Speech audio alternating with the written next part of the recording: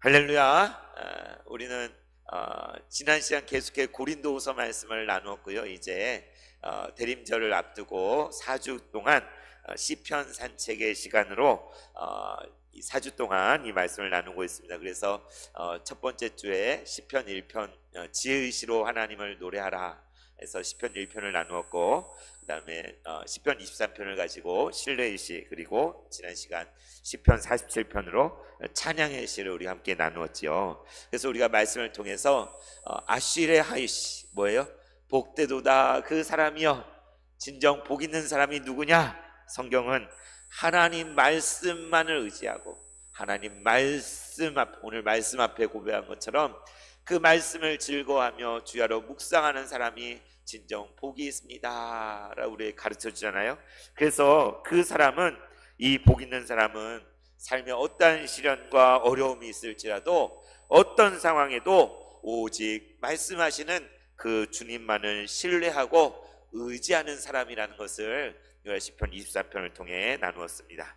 지난 시간에 그렇게 하나님을 신뢰할 때에 그 하나님을 높이고 찬양하는 삶을 우리가 살 수밖에 없다는 것을 함께 나누었는데, 우리가 찬양은 개인적으로도 주님을 찬양하지만 지난 시간 나눈 것처럼 고라자손의 시, 인도자를 따라 함께 부르는 노래, 그 노래처럼 공동체적으로 우리 온 성도들이 함께 회중 찬양을 하잖아요. 그죠? 우리가 찬송가를 가지고 같이 찬양하는 것처럼 그렇게 함께 하나님을 찬양할 수 있다는 것을 우리가 보았죠. 그래서 지난주에 시편 47편 말씀을 통해 하나님이 누구시냐? 진정 온 세상의 큰 왕이시다, 온 땅을 다스리시는 하나님, 찬양받게 합당하신 하나님이신 것을 우리 함께 나누었습니다. 그래서 하나님은 높임을 받으셔. 하나님을 찬양할 때 찬양시는 그 찬양의 이유를 우리에게 가르쳐 주죠. 그죠? 그런데 이 찬양의 이유는 다시 말하면 우리 하나님께 감사하는 이유가 되는 거예요. 감사하는 이유. 그래서 시편에 많은 찬양시가 있는데 그 시편들 중에도 특별하게 이 감사, 하나님께 감사한 것을 더 많이 표현하고 이 감사한 마음이 두드러진 시를 따로 분류해서 감사시라 이렇게 말할 수 있는 거죠. 그러니까 찬양시의 일종이라고도 할 수 있는데, 그 내용을 보면 하나님께 감사하는 내용이 가득한 시편, 이것을 우리는 감사시라고 할 수 있는데, 오늘 시편 산책 네 번째 시간, 감사의 시로 하나님께 노래하라, 감사의 시로 노래하라 라는 제목으로 시편 30편을 함께 나누기 원합니다. 한번 따라해 볼까요? 감사의 시로 노래하라. 네, 우리 서로의 말해볼까요? 감사의 시로 노래합시다. 옆 사람이 말해보겠습니다. 감사의 시로 하나님께 노래합시다. 네, 그렇습니다. 참 신기한 게, 원래 제가 계획할 때 먼저 교훈시, 신뢰시, 감사시, 찬양시 이렇게 원래 전하려고 했어요. 그런데 어떻게 하다 보니까 교훈시, 신뢰시, 찬양시, 감사시 이렇게 뒤에 두 개를 바꾸게 됐거든요. 근데 참 개인적으로는 여기도 하나님 뜻이 있구나 이런 생각을 하게 됐습니다. 근데 오늘 이제 네 번째 시간, 감사시, 감사의 시로 하나님께 노래하라 라는 것을 함께 시편 말씀을 통해 나누기 원합니다. 여러분, 한 주를 살면 동안 얼마나 많이 하나님을 감사합니까? 기도할 때 정말 하나님께 주님 감사합니다, 감사합니다, 감사합니다 고백할 때 있잖아요. 그런데 때로는 그 감사를 잊어버리고 되게 힘들고 어렵고 막 마음이 그래서 괴로워서 근심, 걱정이 많아가지고 감사를 다 잃어버릴 때도 많아요. 그러나 정말 항상 기뻐하라, 쉬지 말고 기도하라, 범사에 감사하라 말씀하신 것처럼 우리를 향하신 하나님의 뜻이 무엇이냐? 늘 하나님께 감사하는 거예요. 그래서 억지로 짜내서 감사하는 거예요. 하나님이 우리 가운데 행하신 그 일들을 우리가 깨닫게 될 때 저절로 감사가 흘러나오죠.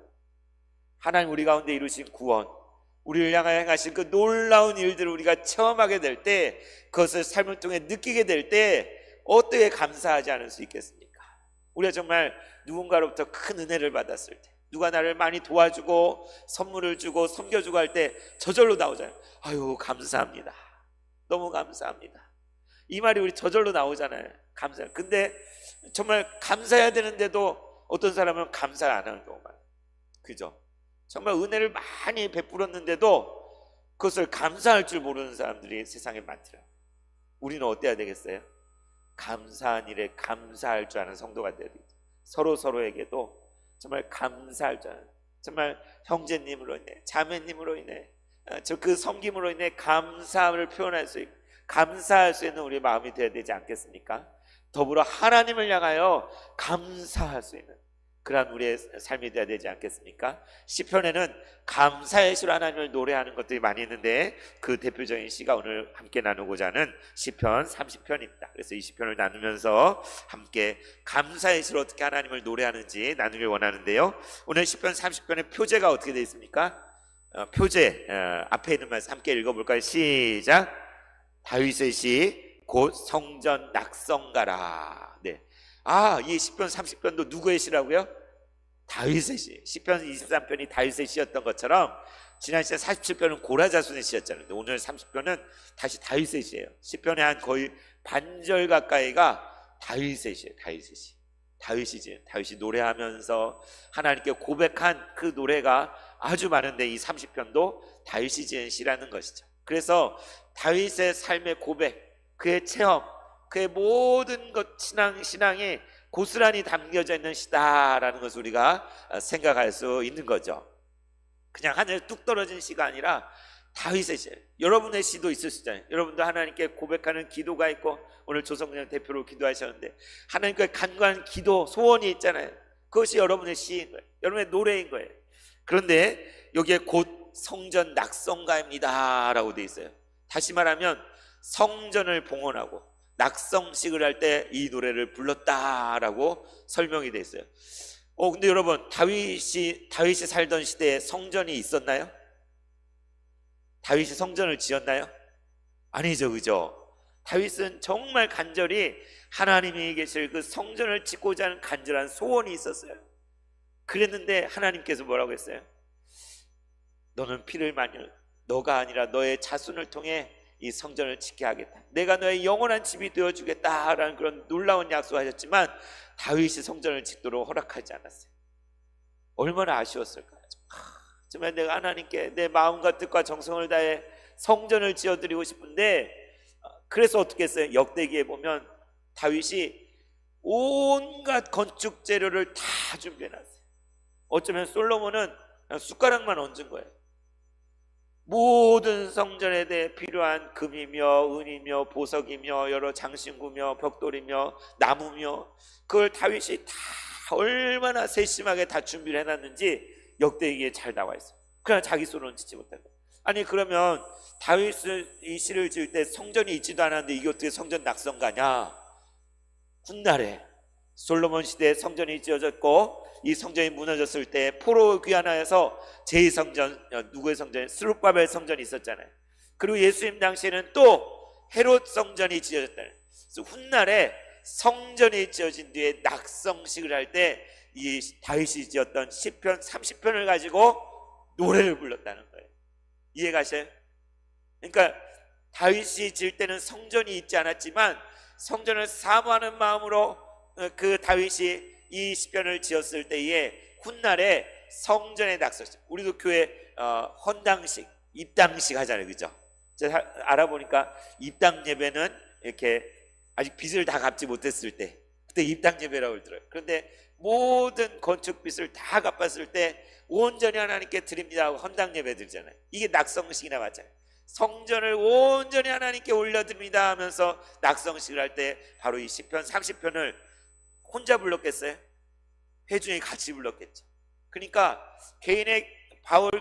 다윗 개인의 고백이 담겨진 이 시편이 훗날에 이스라엘 공동체 전체의 고백이 되어서 온 성들이 함께 부르는 그러한 노래가 됐다는 것을 우리가 알 수 있는 거예요.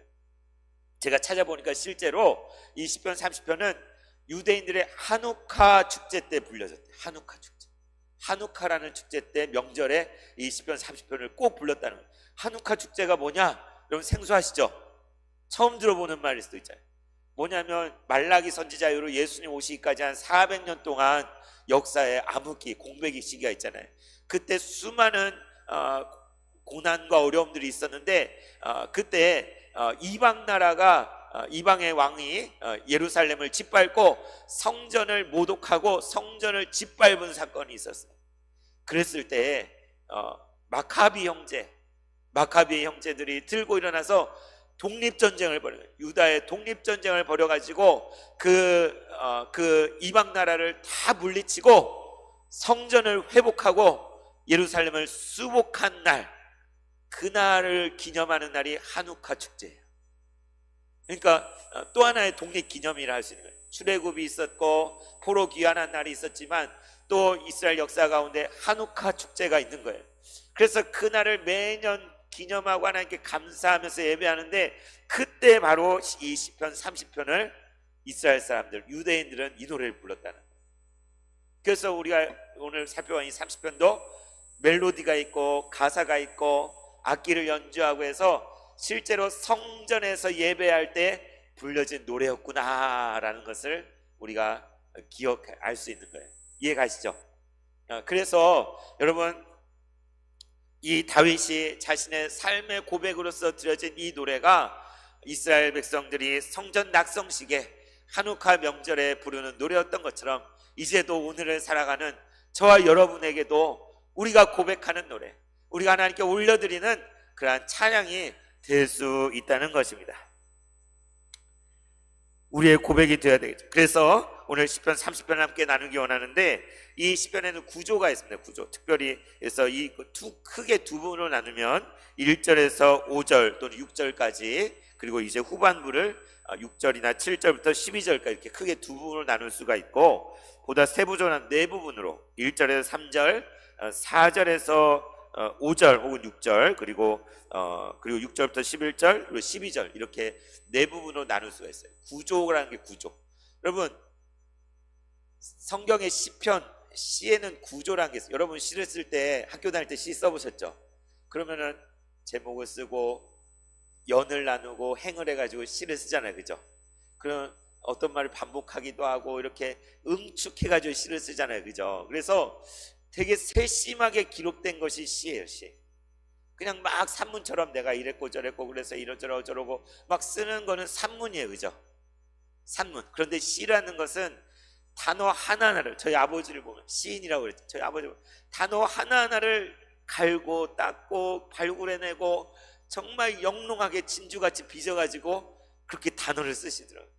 아들이지만 제가 보면, 야, 어떻게 시를 이렇게 쓰시나, 정말 고심하고 이 단어를 쓸까 저 단어를 쓸까. 그래서 성경의 시편도 마찬가지로 그냥 막 쓰여진 게 아니라 아주 세심하게, 우리가 노래 가사도 그냥 막 쓰지 않잖아요. 멜로디에 맞춰가지고 노래를 부르지 않습니다. 그런 것처럼 그렇게 기록된 것이 이 시편이에요. 그래서 여러분, 우리가 성경을 볼 때 이 시편을 그냥 성경 똑같이 읽듯이 막 읽으면 안 돼요. 시요, 노래요, 기도라고 보고 이것을 봐야 되는 거예요. 그래서 여러분, 우리 성경에는 잘 표현이 안 돼 있지만 영어 성경 또는 히브리 성경 보면 명확하게 구분이 돼 있어요. 산문은 처음부터 끝까지 이렇게 채워져 있는데, 시나 노래는 한 칸 띄어가지고 앞에가 비어 있어요. 한 칸 띄어서 기록돼 있어요. 영어 성경을 보면 아, 이거 시구나라는 거예요. 그래서 시편에만 시가 있느냐? 아닙니다. 예언서에도 수많은 시들이 있어요. 어떤 예언서는 전체가 시예요. 어떻게 알아요? 한 칸 띄어가지고 그게 돼 있어요. 그러니까 우리가 선지서를 읽는데 우리는 그냥 산문으로 보지만 어떤 분은 노래 막, 그러니까 산문이었다가 노래였다가 산문이었다가 막 그래요. 이사야나 막 이렇게 뭐 일어나라 빛을 발하 내 빛이 이르렀고, 이런 게 산문일까요? 시예요, 시. 노래예요. 성경에는 많은 노래가 있어요.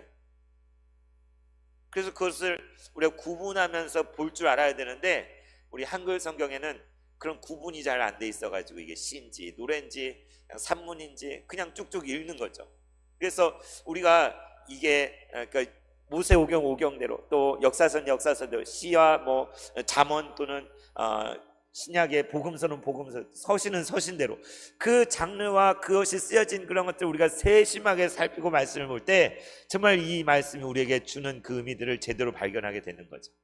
그래서 시편에는 여러 가지 기교가 들어가요. 대꾸가 제일 많이 뭐 비유법, 뭐 은유법, 뭐 직유법, 여러 가지 비유들이 다 들어가고 상징들이 들어가고 운율이 그 안에 있고, 심지어 이스라엘 알파벳이 22개로 되어 있거든요. 알렙, 기멜, 달렛 이렇게 해서 22개의 알파벳이 있어요. 우리 기억, 니은, 디귿처럼. 그래서 시편을 보다 보면 22절로 끝나는 게 많이 있어요. 시편이 22절로 끝나요. 뭐예요?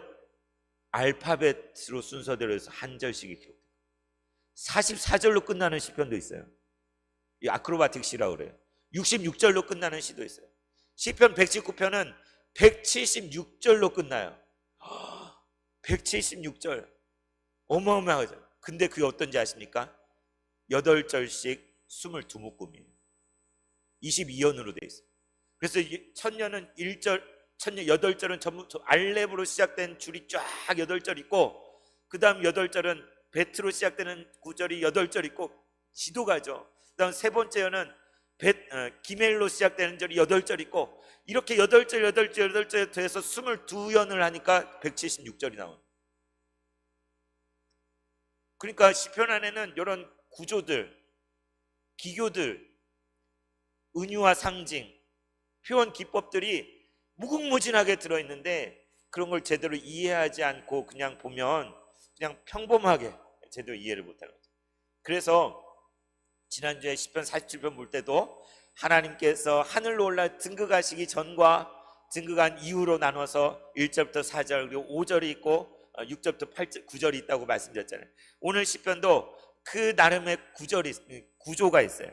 그래서 그것을 함께 기억하면서 함께 말씀을 살펴보기 원합니다. 먼저 1절부터 3절은 다윗의 삶의 고백이 나오는데, 하나님의 치유와 회복의 역사를 경험한 것을 이 전체 시편을 요약적으로 제시하는 게 1절부터 3절인데, 특별히 1절 한 절만 가지고도 이 시편 전체를 대표하는 구절이라고도 할 수 있어요. 그러니까 1절 한 절만 읽어도 이 30편 1절에서 12절까지의 모든 내용이 다 들어있는, 사실은 그런 것들을 생각하면서 보기 원하는데, 먼저 1절 말씀 같이 읽겠습니다. 시작.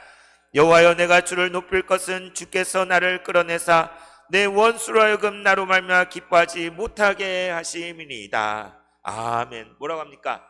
다윗이 고백합니다. 여호와여, 여호와여. 하나님의 이름을 부르면서 시작을 해요. 보통 여호와여 부르면서는 탄원하면서 주여 언제까지입니까? 이렇게 탄원이 나오는데, 오늘 뭐라? 여호와여, 내가 주를 높입니다. 여기 주라는 게 뭐라고 그랬어요? 영어로 you, 당신. 뭐예요? 여호와여, 내가 당신을 높여드립니다 라고 말하고 있는 거예요. 여러분, 이런 고백을 하십니까? 여러분 삶 가운데 하나님, 내가 당신을 높입니다. 아까 우리가 교동문 할 때도 영광을 여호와께 돌리고 돌릴지어다 하면서 하나님께 높인다고 우리가 고백했는데, 영어로 I lift up your name 뭐 이렇게 얘기할 수 있겠죠. 내가 당신의 이름을 높여드립니다. 하나님 원래 높으신 분이에요. 그런데 이 순간 다윗은 하나님, 내가 주님을 높여드립니다 라고 고백하고 있어요. 이건 찬양이죠, 찬양. 그죠? 당신을 높여드립니다 고백하고 있는 거예요. 왜 그렇다는 거죠? 그 뒤에 이유가 나와 있는 거죠. 무엇입니까? 바로 당신이 나를 끌어내어 주셔서 수렁에 빠져 있고 사망에 가까이 있는 좌절과 절망 가운데 나를 끌어내어 주셔서 구원해 주셨고, 나의 원수로 하여금 나로 말미암아 기뻐하지 못하게 하셨으니 주여, 나는 당신을 높여드립니다 라고 고백하고 있는 거예요. 뭘 얘기하고 있어요? 하나님께서 자기를 끌어내줬다는 거예요. 하나님이 나를 구원해 주셨다는 거예요.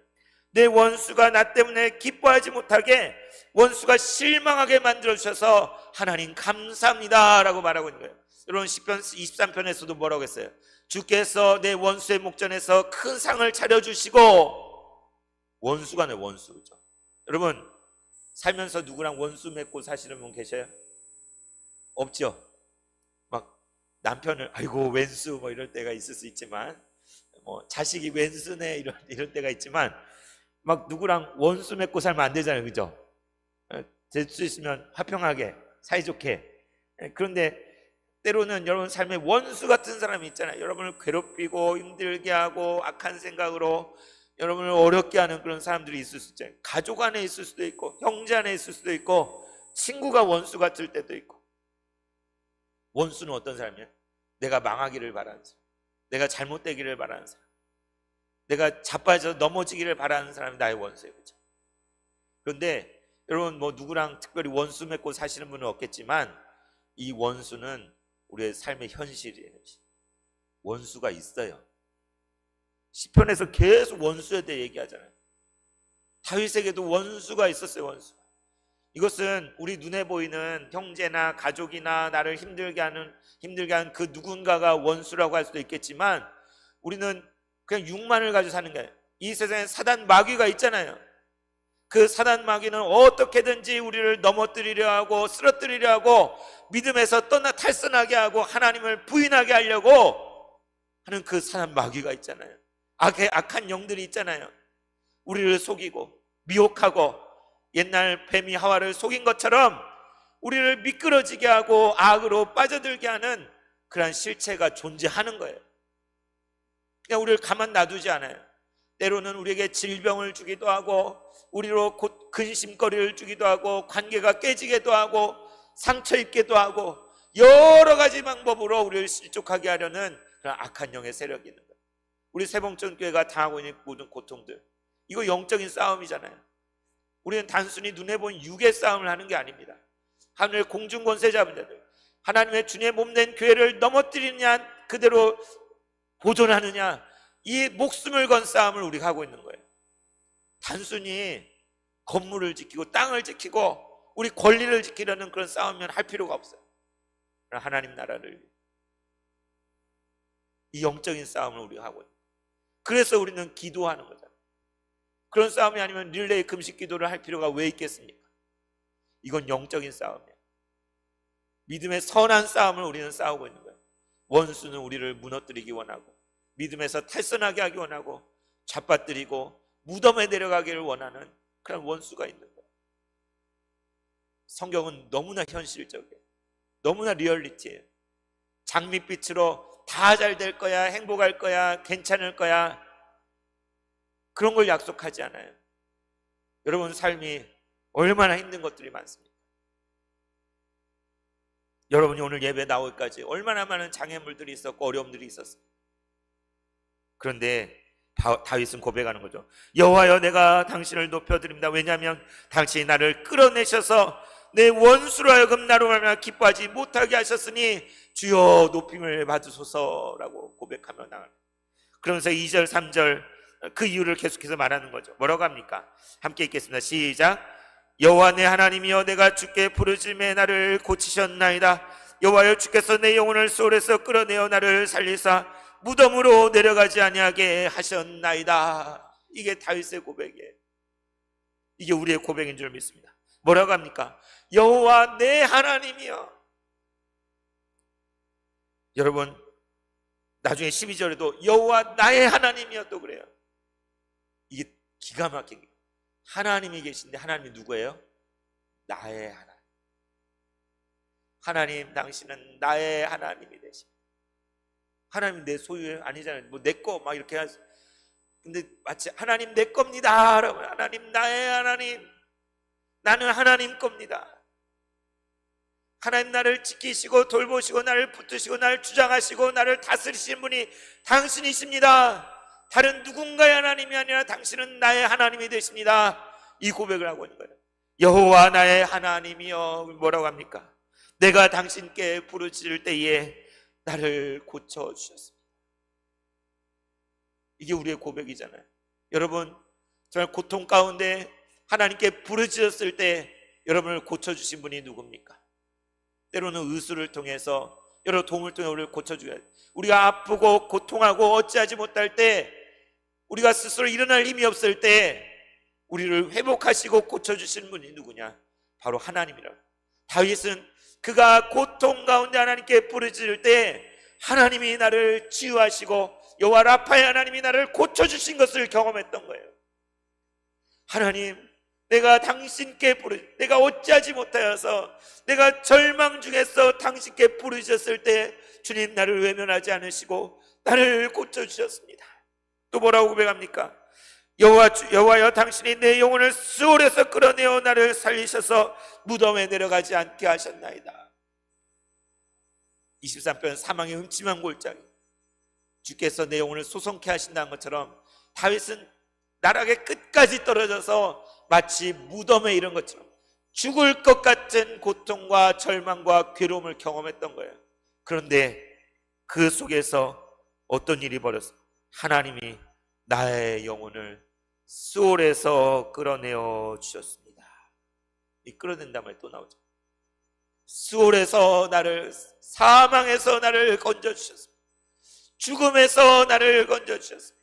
예수님께서 나사로를 향하여 나사로야 나오라 할 때 그가 모든 천을 동인 채로 걸어 나왔던 것처럼 다윗이 죽을 것 같은 그러한 절망 가운데 있을 때에 그의 영혼을 끌어내신 분이 누구냐?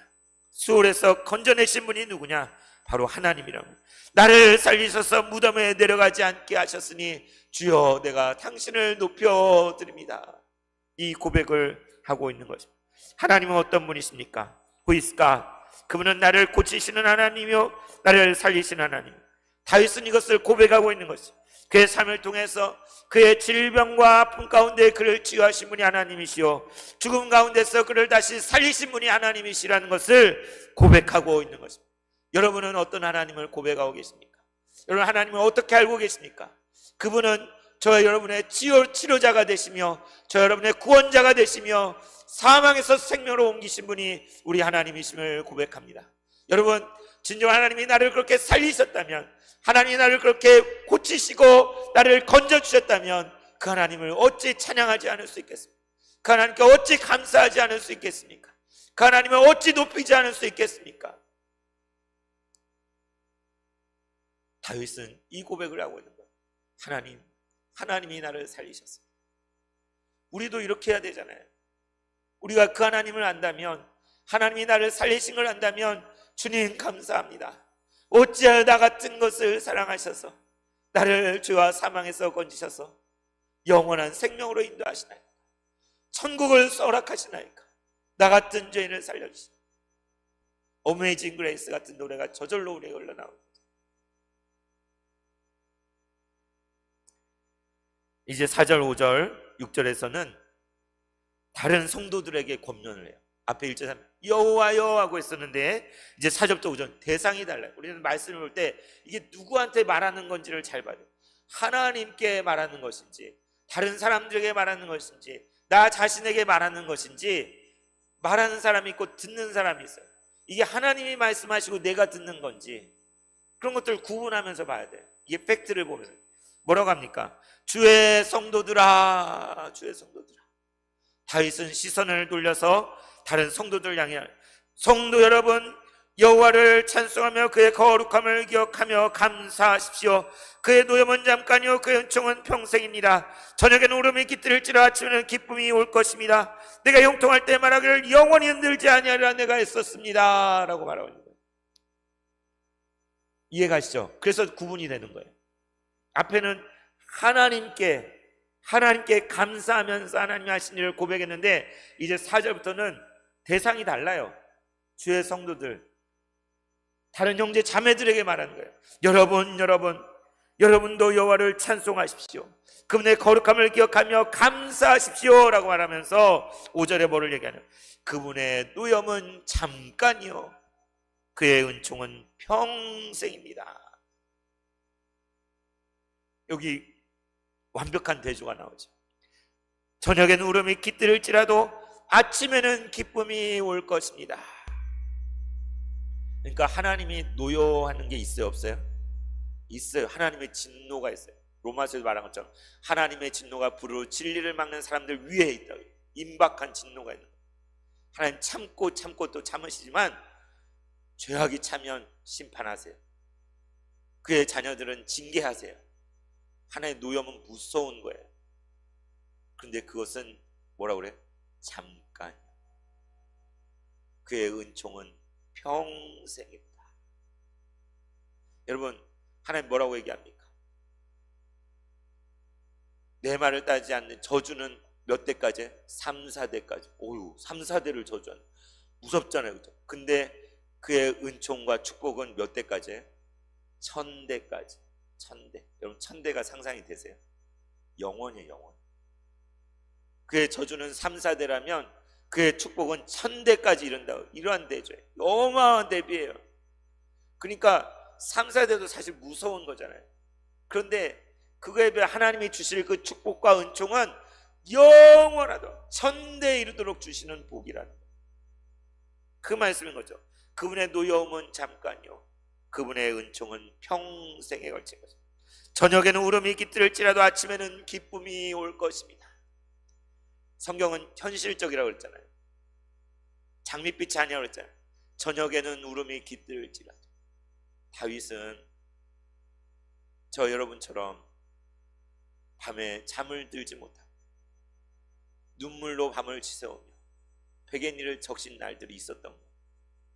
저녁에는 울음이 깃들을지라도.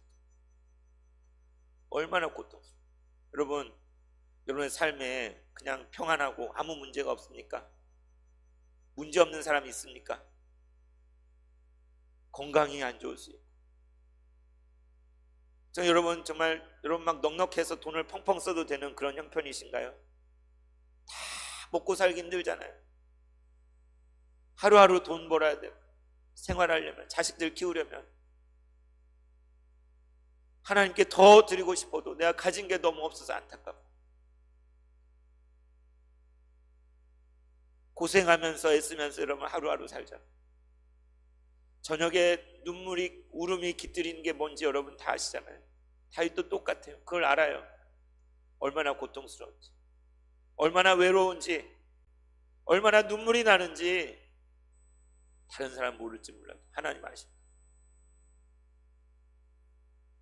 다윗이 고백하는 거예요. 저녁에는 울음이 깃들이. 이게 우리의 실제 삶이에요. 그런데 뭐라고 합니까? 아침에는 기쁨이 오게 될 것입니다. 아침이 되면 새로운 해가 떠오르는 것처럼 찬란한 빛이 비추어지고 따뜻한 온기가 온 대지를 적시는 것처럼 아침이 오면 하나님이 회복해 하시는 그 은혜로 기쁨이 오게 될 것입니다. 이것이 다윗의 고백이에요. 그의 삶의 고백이에요. 주의 성도들에게 나누기 원하는 메시지예요. 저 여러분에게 전하기 원하는 그러한 이야기예요. 저녁엔 울음이 깃들을지라도 아침에는 기쁨이 올 것입니다. 내가 형통할 때에 말하기를 영원히 흔들지 아니하리라 하였습니다. 하나님이 함께 하시고 내가 영원히 흔들리지 아니하리라 하였습니다. 근데 재미있는 것은 이 6절은 성도들에게 말하는 것이나 동시에 이제 7절부터 이어지는 자기의 간증, 고백을 얘기하는 거에 시작이 되는 거예요. 참 재밌어요. 그러니까 6절은 지금 성도들에게 말하는 거예요. 그런데 7절부터는 다시 하나님께 고백하는데, 근데 7절과 연결되는 거예요. 다윗이 언제 형통했어요? 거인 골리앗을 무찌르고 쓰러뜨리고 이제 왕의 사위가 되고 가는 곳마다 전쟁에 승리하고 사울은 천천히요 다윗은 만만히로다 이런 칭송을 들을 때 그는 모든 것이 형통한 삶을 살았잖아요. 그는 하나님을 그때도 의지했어요. 뭐라고 고백했겠습니까? 주여 내가 주님을 알면 영원히 흔들리지 아니할 것입니다. 이렇게 말할 수 있었잖아요. 주님이 나와 함께 하시니 나를 꺾을 자 없고 나를 무너뜨릴 자 없고 나는 영원히 형통할 것입니다. 그 당시 그의 고백이었어요. 그게 사실이었어요. 그런데 이제 7절부터 보십시오. 7절부터 이제 다윗 자신의 간증이 나오는 걸 보게 돼요. 뭐라고 합니까? 여호와여 주의 은혜로 나를 산같이 굳게 세우셨더니, 하나님께서 그 은혜로 나를 산같이 굳게 세워주셨었는데, 그러나 주의 얼굴을 가리시네. 내가 근심하게 되었습니다. 하나님이 나를 외면하시는 것처럼 갑자기 먹구름이 밀려오고 천둥 번개가 치고 마치 하나님이 그의 얼굴을 가리시는 것처럼, 나를 외면하시는 것처럼 상황이 돌아가는 거예요. 어려움이 닥쳐오고 시련이 닥쳐오고 아무 잘못도 없는데 죽이려 하고 쫓겨다니고 도망다녀야 되는, 다윗은 그것을 하나님이 얼굴을 가리셨다라고 표현해요. 예수님도 십자가에 달리실 때 뭐라고 하셨습니까? 엘리 엘리 라마 사박다니, 나의 하나님 어찌하여 나를 버리셨나이까? 그 절규를 했잖아요. 이게 사실 다윗이 한 절규예요.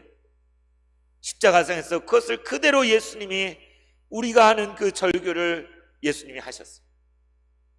마치 하나님이 얼굴을 가리신 것처럼, 나를 외면하신 것처럼, 시련이 닥쳐오고 폭풍과 밀려오고 유라골라 강풍이 불어오고 독사가 물어뜯고 나를 죽이려는 자가 매복해 있고 숨어서 활시를 당기고, 그러한 고통 가운데 다윗이 처하게 된 거예요. 그냥 근심했다는, 조금 걱정했다는 게 아니라 죽을 것 같은 상황에 빠졌어요. 그때 8절에 여호와여 내가 주께 부르짖고 여호와께 간구하기를, 그때 그랬다는 거예요. 하나님, 내가 그 두려움과 걱정과 어려움 가운데서 하나님 내가 이렇게 부르짖고 당신께 간구하지 않았습니까? 9절 10절에 뭐라고 합니까? 내가 무덤에 내려갈 때에 나의 피가 무슨 유익이 있으리요? 진토가 어떻게 당신을 찬송하며 당신의 진리를 선포하겠습니까? 여호와여 들으시고 나에게 은혜를 베풀어 주시옵소서. 여호와여 나를 돕는 자가 되어 주시옵소서. 이렇게 기도했다는 거예요. 그래서 감사시는 과거의 이야기, 과거에 어떤 일이 있었는지 회고하는 내용이 나와요. 그래서 여기서 다윗이 그 고통 가운데 하나님께 어떻게 어떻게 부르짖냐면 바로 이렇게 했다는 거예요. 주님, 내가 무덤에 내려갈 때 무슨 유익, 내가 죽게 되면 무슨 유익이 있겠습니까? 내가 진토가 되어버린다면 어떻게 당신을 찬양하고 어떻게 당신의 진리를 다른 사람들에게 전할 수 있겠습니까? 그렇게 외쳤다는 거예요. 앞에 보면 3절에도 무덤으로 내려가지 않게 하였다 나오잖아요. 여기 또 무덤이 또 나와요. 그러니까 짝을 이루는 거예요. 전반부에 무덤이 나오고 후반부에 또 무덤이 나와요. 이해가세요? 근데 전반부에 무덤에 내려가지 않게 하셨다고는 지금 현실, 지금의 감사함. 여기서 무덤에 내려가지 않게, 무덤에 내려갈 때는 이거는 과거에 이야기하는 거예요. 그죠? 그래서 다윗이 하나님께 그 고통 가운데 어떻게 부르짖고 기도했는지, 여러분 이게 우리의 기도 아니에요? 우리도 이렇게 기도해야 되잖아요. 저 여러분도 고통 가운데 있을 때 다윗이 기도한 것처럼 기도할 수 있는 거예요. 하나님, 나 죽겠습니다. 하나님, 무덤에 내려간 것 같고 진토화되는 것처럼 같은 그러한 공경 가운데 있는데 주여 나를 구원하소서. 주님을 찬양하기 원하고 주님의 말씀을 전하기 원하오니 주여 내게 들어주시고 나에게 은혜를 보셔서 주여 나의 돕는 자가 되어 주시옵소서. 이게 우리의 기도잖아요. 저 여러분의 기도잖아요. 우리 세몽정교회 모든 성도들의 기도가 이것이 아닙니까? 다윗이 이렇게 기도했다는 거예요. 하나님께 그 고통 가운데 나를 살려달라고, 나를 구원하여 달라고, 나를 돕는 자가 되어달라고 간절히 기도했다는 것이죠. 그랬을 때에 어떻게 되었습니까? 11절이 그 결과죠. 11절 같이 읽겠습니다. 시작. 주께서 나의 슬픔이 변하여 내게 춤이 되게 하시며 나의 베옷을 벗기고 기쁨으로 띠우셨나이다. 뭐라고요? 주여, 당신이 들어주셨습니다. 당신이 응답하여 주셨습니다.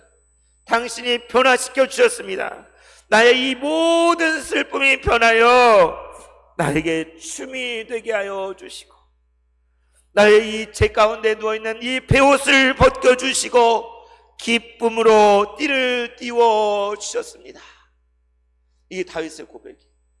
이게 다윗에게 일어난 일이에요. 이것이 바로 저와 여러분에게 하나님께 간절히 구하며 기도할 때 일어날 일인 것입니다. 무엇입니까? 슬픔이 변하여 춤이 되게 합니다. 여러분, 하나님 앞에 춤춰본 적 있으세요? 다윗은 성령 충만하여서 법궤가 들어올 때 막 옷이 벗겨지도록 춤을 췄잖아요. 우리가 때로 뭐 이렇게 찬양대 할 때 워십도 하고 막 그렇게 하는데 하나님 앞에 춤춰본 적 있어요? 저는 있어요. 막 저절로 춤이 춰지더라고요. 혼자 미친 사람처럼 하나님 찬양하다가 막 제 몸이 막 움직여서 주님을 막 찬양하고 몸을 흔들면서 주님을 찬양하죠. 여러분, 성경에 나와요. 내 슬픔이 변하여 춤이 되게 하시고 주님께 춤을 출 수 있는 우리가 되었으면 좋겠습니다. 내가 허리도 아프고 다리도 아프고 몸도 아프고 몸치고 춤추는 거 잘 못하고 대단한 댄스 실력 이런 걸 바라는 게 아니에요. 하나님 앞에 기쁨으로 온몸으로 표현하는 게 춤이에요. 나의 온 목소리로 찬양하는 게, 노래하는 게 찬양이에요. 다윗은 내 슬픔이 변해 춤이 되는 것을 경험하였고 주님이 나의 베옷을 벗겨 기쁨의 띠로 띄우는 것을 경험한 거예요. 하나님의 놀라운 구원을 경험한 거예요. 하나님 나를 고쳐주시고 나를 살리신 것을 경험한 거예요. 그래서 마지막 결 12절 보라. 이는 잠잠하지 아니하고 내 영광으로 주를 찬송하게 하심이니. 잠잠할 수 없다는 거예요. 가만히 있을 수 없다는 거예요. 하나님이 나를 구원하신 이 놀라운 일을 자랑하고 증거하지 않을 수 없다는 거예요. 여러분, 놀라운 은혜를 경험했는데 하나님 여러분의 정말 기가 막힌 것들을 주셨는데 그걸 그냥 그렇지 하고 그냥 가만히 있을 수 있는 분이 있습니까? 당연하지 이러고 있을 수 있는 분이 있습니까? 그때도 여러분 잠잠하면 됩니까? 자랑해야 되잖아요. 증거해야 되잖아요. 요즘 뭐 다니엘 기도에 간증하는 분들, 그게 자랑하는 거예요. 나를 자랑하는 게 아니라 하나님이 나에게 이런 은혜를 이런 구원을 주셨고 이러한 사랑을 주셨고 하나님 나에게 생명을 주셨습니다. 나를 구원하여 주셨습니다.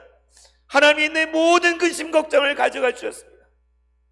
다윗은 자랑하지 않을 수 없는, 내가 잠잠하지 아니하고 내 영광으로 주를 찬송하시미니 여호와 나의 하나님이여, 하나님이여 당신은 나의 하나님이시다. 내가 주께 영원히 감사할 것입니다. 이것이 다윗의 고백이에요. 이것이 이스라엘 민족의 고백이에요. 이것이 오늘 이 시편을 대하는 저 여러분의 고백이어야 하는 거죠. 하나님이 우리 가운데 행하신 일을 기억하십시오. 하나님이 어떤 분이신지, 하나님 우리 삶 가운데 이루신 그 일들을 여러분 떠올리게 될 때 어찌 그분을 감사하지 않을 수 있겠습니까? 하나님을 그 누구에 비길 수 있겠습니까? 우리의 눈물을 닦아주시고 기쁨으로 바꾸시는 하나님, 우리의 슬픔을 춤으로 바꾸신 하나님, 그분을 누구에 비길 수 있겠습니까? 하나님께 영원히 감사하고 찬양해야 할 것입니다. 여호와 나의 하나님이여, 다윗이 고백한 것처럼 우리도 그렇게 고백해야 될 것입니다. 우리가 고통중에 부르짖을 때 들으시는 하나님이 계십니다. 우리를 사망에서 건지시고 그분의 기쁨으로 충만하게 하시는 성령님이 계십니다. 우리가 부른 노래는 기쁨의 노래요, 승리의 노래요, 구원의 노래요, 감사의 찬양이 되어야 될 줄로 믿습니다. 우리 다 함께 찬송가 438장 부르고 기도하도록 하겠습니다. 438장. 내 영혼이 은총 입어 중환제짐 벗고 보니 슬픔 많은 이 세상도 천국으로 와도다.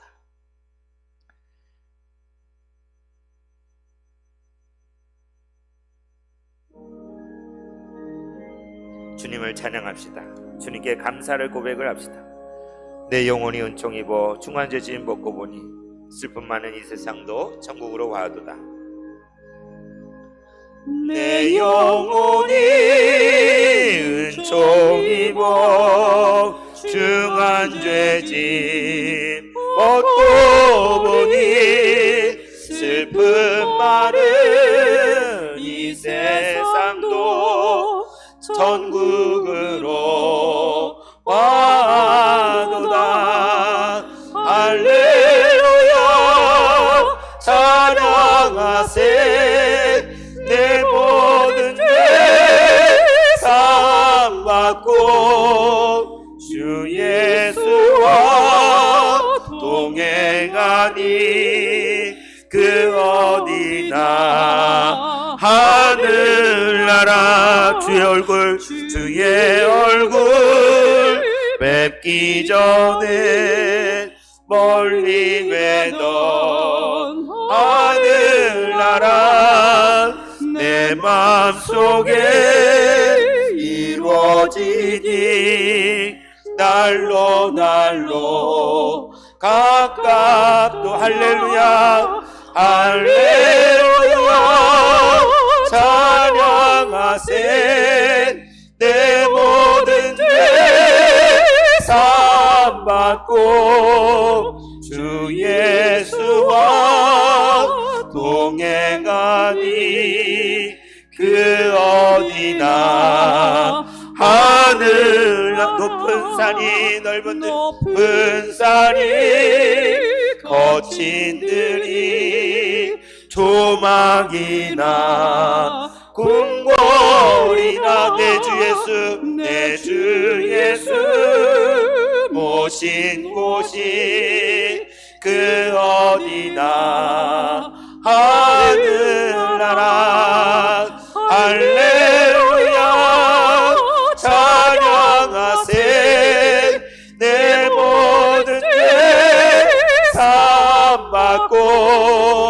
주 예수와 동행하니 그 어디나 하늘 할렐루야 찬양하세 할렐루야 찬양하세 내 모든 죄 사함받고 주 예수와 동행하니 그 어디나 하늘나라.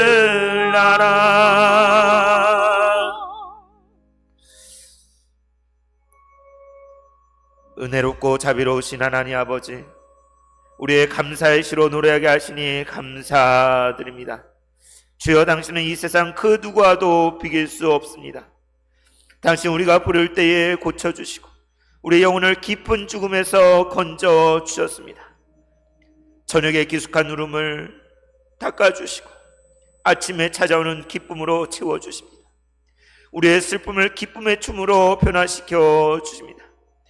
우리를 사망에서 건지시고 기쁨을 주시는 주님, 광대하신 주님을 찬양하오니 주님으로 높임을 받으소서. 예수님의 이름으로 기도드리옵나이다. 아멘.